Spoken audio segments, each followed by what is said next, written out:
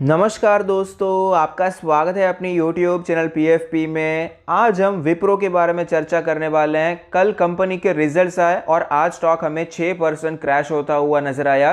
Result के बाद एक आध दो एनालिस्ट ने यहाँ पर बाय की रेटिंग दी है, बाकी ज़्यादातर एनालिस्ट यहाँ पर अंडर परफॉर्म, न्यूट्रल, सेल का टारगेट दे रहे हैं। लेकिन मेरी एनालिसिस के हिसाब से यहाँ पर एक बहुत ही बड़ी अपॉर्चुनिटी है। अभी अपॉर्चुनिटी क्या है इस एनालिसिस में मैं आपके साथ शेयर करूँगा, लेकिन सबसे पहले रिजल्ट्स पर एक बार नज़र डाल देते हैं। रिजल्ट्स कैसे आए हैं तो ग्रॉस रेवेन्यू में आप देख पाएंगे हमें क्वार्टर ऑन क्वार्टर बेसिस और ईयर ऑन ईयर बेसिस दोनों में गिरावट नजर आती है और अच्छी खासी गिरावट देखने को मिली है। ऑपरेटिंग प्रॉफिट के बारे में बात करें तो यहां पर भी हमें गिरावट ही नजर आती है। प्रॉफिट बिफोर टैक्स आपको बढ़ता हुआ नजर आया। प्रॉफिट, नेट प्रॉफिट के बारे में बात करें तो वहां पर भी आपको स्लाइट इंक्रीज देखने को मिलता है। अच्छी बात यह है कि ऑपरेटिंग मार्जिन में हमें बेहतर परफॉर्मेंस देखने को मिला है। ऑपरेटिंग मार्जिन आपको सिग्निफिकेंटली बेहतर होता हुआ नजर आया, इसीलिए तो नेट प्रॉफिट में इतना ज़्यादा इंपैक्ट नहीं हुआ है, क्योंकि गिरावट रेवेन्यू में कुछ ज़्यादा ही हो गई है। उस प्रकार से नेट प्रॉफिट आपको गिरता हुआ नज़र नहीं आया। उसका रीज़न है कि मार्जिन आपको बेटर होते हुए नजर आए। तो ओवरऑल रिजल्ट्स के बारे में बात करें तो मार्केट को रिजल्ट अच्छे नहीं लगे हैं, क्योंकि रेवेन्यू में भारी गिरावट देखने को मिली है।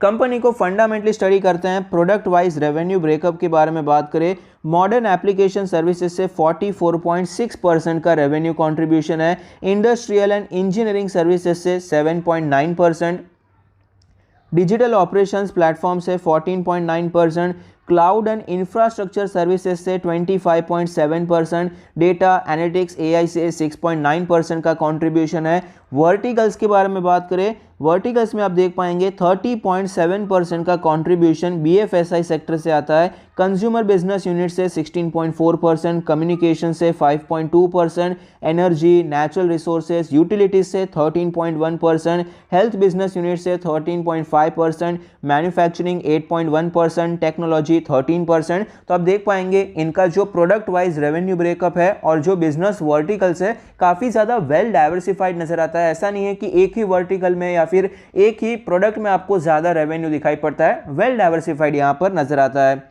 लोकेशन वाइज ब्रेकअप के बारे में बात करें तो यूएसए से 59.1% का कंट्रीब्यूशन है, यूरोप से 27.3% और अदर से 13.6%। जनरली जो बड़ी आईटी कंपनीज है उनका मेन बिजनेस यूएसए, यूरोप से ही आता है, तो यहाँ पर भी आपको सेम सिचुएशन रिपीट होती हुई नजर आती है। क्लाइंट ब्रेकअप के बारे में बात करें तो एक क्लाइंट से कितना पैसा आता है तो $1 मिलियन से जो ज़्यादा के बड़े क्लाइंट्स है 37.5% है, $3 मिलियन से ज़्यादा 23.1%, $5 मिलियन 17%, $10 मिलियन 11.1%, 20 मिलियन से ज़्यादा के 6.2%, और यहाँ पर एक 50 मिलियन का भी है, 75 मिलियन का भी है और 100 मिलियन का भी है, लेकिन वो बहुत छोटा है। 100 मिलियन का तो 1% से भी कम है। तो इनका जो क्लाइंट ब्रेकअप है वो भी आपको काफ़ी ज़्यादा अच्छा ही नज़र आता है। यहाँ पर क्लाइंट मेन तो यहाँ पर ग्रेटर देन $1 मिलियन के हैं, 37.5% है। तो नंबर ऑफ क्लाइंट ज़्यादा है। ऐसा नहीं है कि एक ही क्लाइंट पे बहुत ही ज़्यादा डिपेंडेंसी होती है। जनरली लार्ज कैप में ऐसा होता भी नहीं है। स्मॉल कैप में इसके चांसेस ज़्यादा होते हैं कि ₹100 का बिजनेस है उसमें से 30-40 रुपए किसी एक बिजनेस से आ रहे हैं, लेकिन ये लार्ज कैप कंपनी है, बड़ा बिजनेस है, तो यहां पर आपको क्लाइंट ब्रेकअप अच्छा नजर आता है। फंडामेंटल रेशियोज के बारे में बात करें तो रिटर्न ऑन इक्विटी 19.6% है, जो कि अपने 5 ईयर और 3 ईयर एवरेज से अच्छा है। ROC 24% है, जो कि अपने 3 ईयर और 5 ईयर एवरेज से बेहतर नजर आता है। नेट प्रॉफिट मार्जिन के बारे में बात करें 17.43% का लेटेस्ट नेट प्रॉफिट मार्जिन है, जो कि इस क्वार्टर में आपको और भी ज़्यादा इंक्रीज होता हुआ नजर आया है, तो ये भी एक पॉजिटिव है। लेकिन ये जो लेटेस्ट है ये ईयरली बेसिस पे है। 3 ईयर एवरेज और 5 ईयर एवरेज से आपको बेहतर होता हुआ नजर आया। डेट टू इक्विटी रेशियो 0.15 है, कोई बड़ा कर्जा नहीं है, मैनेजेबल कर्जा है, और ये भी आपको कम होता हुआ नजर आया है। तो फंडामेंटल रेशियोज तो बहुत अच्छे नजर आते हैं। कंपनी के शेयर होल्डिंग पैटर्न के बारे में बात करें तो टोटल प्रमोटर होल्डिंग है 73.02%, जिसमें से कुछ प्लेज नहीं है, और ये सितंबर का डेटा है। 1.94% का म्यूचुअल फंड के पास हिस्सा है। Other domestic institution 0.11%, FIIs 9.69%, retail category में 15.24%। तो यहाँ पर ज़्यादा चर्चा करने के लिए नहीं है, क्योंकि फ्री फ्लोट बहुत ही कम है। प्रमोटर होल्डिंग की आपको ज़्यादा नजर आती है, 73% से ज़्यादा तो प्रमोटर के पास है, और बाकी आपको ओवरऑल अच्छा शेयर होल्डिंग देखने को मिलता है। FIS के आसपास भी आपको FIS के पास भी अप्रॉक्सीमेटली 10% का स्टेक है। स्ट्रॉन्ग हैंड्स में कंपनी नजर आती है। कंपनी के फाइनेंशियल ट्रेंड के बारे में बात करें तो आप देख पाएंगे रेवेन्यू प्रॉफिट आपको कंटिन्यूसली ऊपर जाता हुआ नजर आता है, लेकिन जिस स्पीड से रेवेन्यू ऊपर जा रहा है उससे ज़्यादा स्पीड से प्रॉफिट ऊपर जाता हुआ नजर आता है, क्योंकि कंपनी ने अपने मार्जिन्स को बेटर करने की कोशिश की है, जो कि हमें दिखाई भी पड़ता है। लेटेस्ट मार्जिन आपको 5 ईयर और 3 ईयर एवरेज से बेहतर होते हुए नजर आए हैं, तो ये एक पॉजिटिव बात है। इतनी बड़ी कंपनी होने के बावजूद एक डिसेंट ग्रोथ यहाँ पर नजर आती है। एनालिस्ट की रेटिंग के बारे में बात करें तो 42% का 40 एनालिस्ट ने स्टॉक को कवर किया है, जिसमें से 42% का मानना है कि स्टॉक में खरीदारी करनी चाहिए, स्टॉक ऊपर जा सकता है। टारगेट्स के बारे में बात करें तो हायर साइड पे 848 का लेवल दिखाया जा रहा है, 30.61%। मीडियन है 710 का लेवल। लोअर साइड पे 478 का टारगेट है, 26% की और गिरावट देखने को मिल सकती है, ऐसा कुछ एनालिस्ट का मानना है। ऑलरेडी स्टॉक अपने ऑल टाइम हाई से 12% तो नीचे आ चुका है, यहां से भी 26% की गिरावट कुछ एनालिस्ट को दिखाई पड़ती है। तो क्या ये 478 का टारगेट आ सकता है, क्या ये 848 का भी टारगेट आ सकता है, इसके बारे में हम चार्ट पर डिस्कस करेंगे। 3,80,000 करोड़ की दिग्गज मार्केट कैप है, 31 का पीई रेशियो है, बहुत महंगा पी रेशियो नहीं है। आईटी सेक्टर फिलहाल आपको इतना ज़्यादा भागता हुआ नजर आया, तो विप्रो की क्या बात करें, HCL technologies, tech Mahindra, TCS, Infosys, हर जगह पर, मिड कैप में भी बात करें, हर जगह पर आपको यहाँ पर पीई एक्सपांशन देखने को मिला है। पीई आपको बहुत ही ज़्यादा एक्सपांड होता हुआ नजर आया है। 30 दिखने में कम लगता है, लेकिन आईटी में इससे पहले भी ज़्यादा कम ही चल रहा था। तो अगर आप पास्ट परफॉर्मेंस से देखेंगे, पास्ट पी रेशियो से आपको ये बेहतर होता हुआ नजर आया, थोड़ा सा बढ़ता हुआ नजर आया है।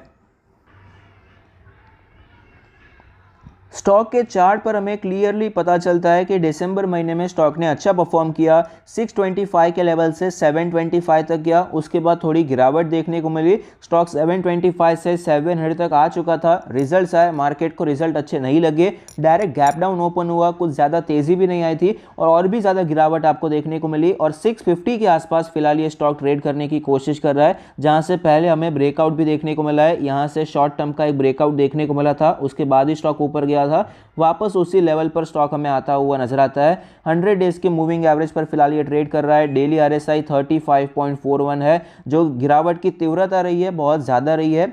शॉर्ट टाइम में बहुत ज़्यादा गिरावट आपको देखने को मिली, 4-5 दिनों में आपको एक अच्छा खासा फॉल यहाँ पर अप्रॉक्सीमेटली 10% का फॉल देखने को मिला है। वीकली चार्ट के बारे में बात करते हैं। वीकली चार्ट पर डिस्कस करने की कोशिश करते हैं कि जो एनालिस्ट रेटिंग बता रहे हैं, जो टारगेट दे रहे हैं, क्या वो आ सकते हैं, क्या 850 का लेवल आ सकता है, क्या 470 का लेवल आ सकता है। तो फिलहाल हमें वीकली चार्ट पर एक चीज़ नज़र आती है कि अगस्त के बाद तेज़ी देखने को मिली। आप देख पाएंगे, जुलाई से लेते हैं, जुलाई से तेज़ी आई, कंटिन्यूसली स्टॉक ऊपर जा रहा था, यहाँ पर एक रेड कैंडल आई, गिरावट हुई, लेकिन वो गिरावट कवर हो गई, शानदार तेज़ी देखने को मिली। लेकिन ये जो तेज़ी थी 2 कैंडल में आपको वापस गायब होती हुई नजर आई, फिर स्टॉक आपको थोड़ा सा शांत होता हुआ नजर आया, फिर से गिरावट आई, फिर यहाँ पर तेजी आई, तो इसे हम कंसोलिडेशन मान सकते हैं। फिर तेजी आई और फिर से आपको गिरावट देखने को मिली है, तो यहाँ से हमें ये पता चलता है कि डबल टॉप बनता हुआ नजर आता है। ये जो लेवल है 720 के आसपास का लेवल, यहाँ से हैवी सेलिंग आ रही है। धीरे धीरे सेलिंग आती है तो अलग बात होती है, लेकिन यहाँ पर आप देख पाएंगे हैवी सेलिंग आपको नजर आती है। 2 हफ्ते में आपको 10-12% क्रैश देखने को मिला।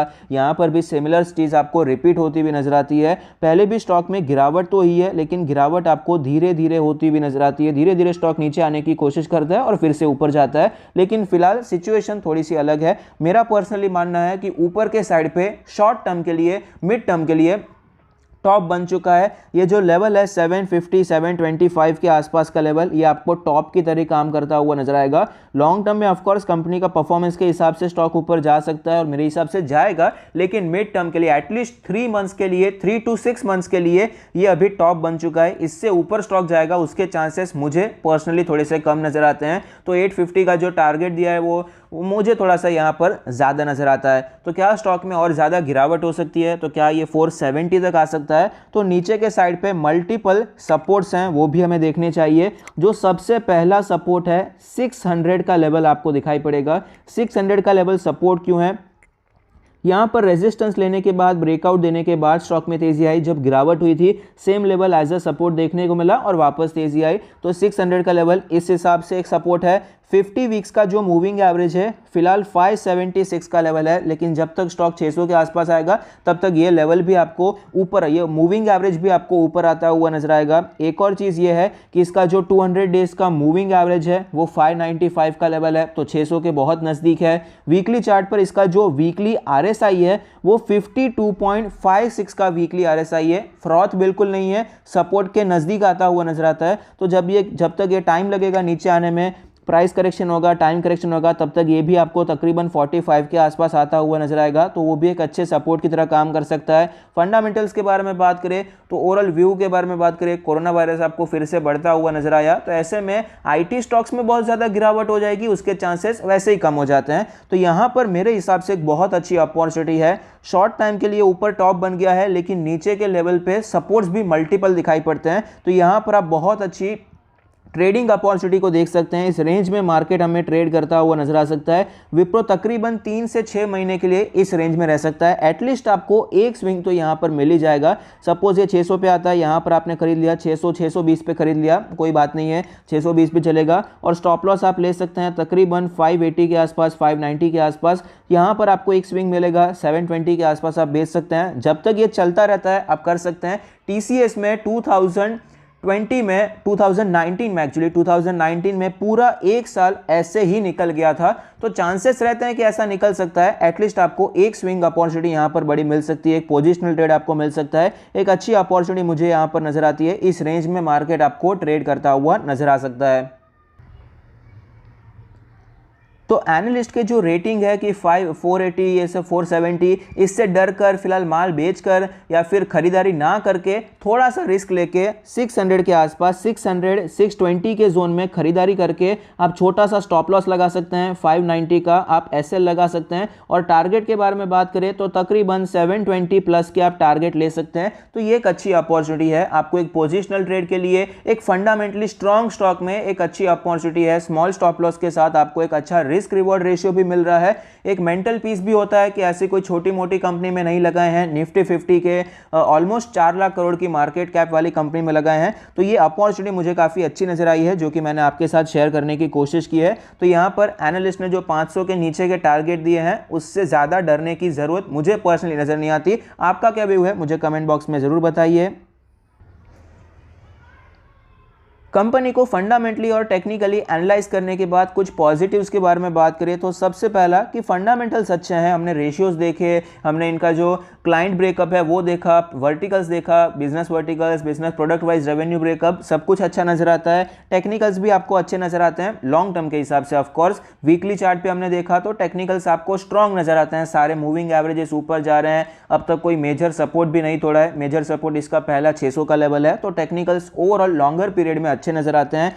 वैल्यूएशन ओके कहूंगा। 31 का पी रेशियो देखने में ज़्यादा नहीं लगता है, क्योंकि अभी तो सब कुछ 70-80 के पी रेशियो पर चल रहा है। लेकिन विप्रो के लिए या फिर TCS पूरे IT सेक्टर के लिए पीई रेशियो जनरली नीचे के साइड पे रहता था। ये कोविड के बाद आपको बड़ा पीई एक्सपेंशन देखने को मिला, इसलिए ओके वैल्यूएशन कहेंगे। ग्रोथ भी आपको अच्छी देखने को मिली है। रेवेन्यू में गिरावट हो रही है, इस क्वार्टर में गिरावट देखने को मिली, लेकिन ओवरऑल पिछले कुछ सालों से थोड़ा थोड़ा करके रेवेन्यू ऊपर जा रहा है। लेकिन आपको नेट प्रॉफिट मार्जिन सुधरता हुआ नजर आया, इसलिए नेट प्रॉफिट में डिसेंट ग्रोथ हुई है। शेयर होल्डिंग पे आपको अच्छा नजर आता है। मेजॉरिटी तो शेयर होल्डिंग आपको प्रमोटर के पास ही दिखाई पड़ता है, बाकी 10% के आसपास म्यूचुअल फंड और FIS को मिलाकर है, तो शेयर होल्डिंग भी काफ़ी अच्छा नजर आता है। नेगेटिव्स के बारे में बात करें तो ये क्वार्टर का जो परफॉर्मेंस रहा है वो अच्छा देखने को नहीं मिला, वो वीक रहा है। तो यहाँ पर इसे बहुत बड़ा नेगेटिव समझकर माल बेचना नहीं चाहिए, इसे एज अ अपॉर्चुनिटी लेना चाहिए। और जो स्ट्रैटेजी जो मेरी एनालिसिस है, जो मैंने आपके साथ शेयर की है, उस पर आप ध्यान दे सकते हैं। उस पर अगर आपको सेट होता है, माइंड में समझ में आता है, अगर आपको सही लगता है तो आप वहाँ पर ट्रेड कर सकते हैं। एनालिस्ट यहाँ पर बियरिश चल रहे हैं, ये भी एक नेगेटिव है, लेकिन मेरे हिसाब से कोई बड़ा नेगेटिव नहीं है। कंपनी में कोई खराबी होती है तो वो बड़ा नेगेटिव हो जाता है। तो एनालिस्ट यहाँ पर ये वीक क्वार्टर परफॉर्मेंस की वजह से ही हमें बियरिश होते हुए नजर आए हैं। अगर क्वार्टर परफॉर्मेंस आपको नेक्स्ट क्वार्टर अच्छा देखने को मिलता है तो वापस ये भी काफ़ी ज़्यादा बुलिश होते हुए नजर आ सकते हैं। तो शॉर्ट टर्म के लिए तो अभी वीक है, अवॉइड करना बेहतर है। मिड टर्म के लिए आप प्लान कर सकते हैं बाइंग करने का, जैसे हमने चार्ट पर डिस्कस किया 650 जो करंट मार्केट प्राइस है वहां पर तो खरीदारी करना मुझे इतना सही नहीं लगता है। 620 600 के जोन में आप खरीदारी कर सकते हैं, 590 का स्टॉप लॉस ले सकते हैं और 720 प्लस के टारगेट में आप स्टॉक को रख सकते हैं। एक अच्छे स्टॉक में एक अच्छी अपॉर्चुनिटी है। लॉन्ग टर्म के बारे में बात करें तो 600 जैसे कि हमने डिस्कस किया वहां पर आप एक्यूमुलेशन लॉन्ग टर्म के लिए भी करने के बारे में सोच सकते हैं। बाय ऑन डिप्स की स्ट्रैटेजी अपनाने के बारे में सोचा जा सकता है। तो आई होप आपको ये वीडियो पसंद आया, आपके ट्रेडिंग और इन्वेस्टमेंट डिसीजन में आपको ये मदद करेगा, आपको कुछ पैसे बना कर देगा। Thank you, stay happy, happy investing.